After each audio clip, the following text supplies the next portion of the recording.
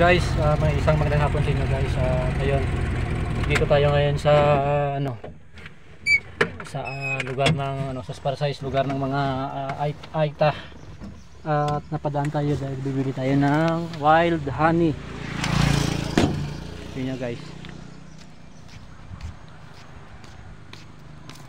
Tagpila. Ang lipid.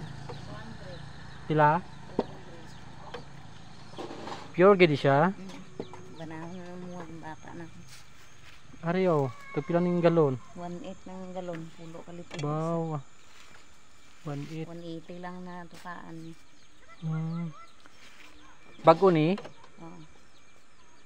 Ang init ha? Initan, grabe. Hindi man ni maano sa ano?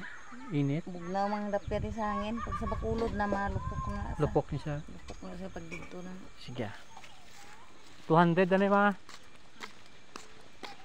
Guys, pure honey. Padaan kami dito sa ano sa bundok na to. 200. Yan ito guys, oh.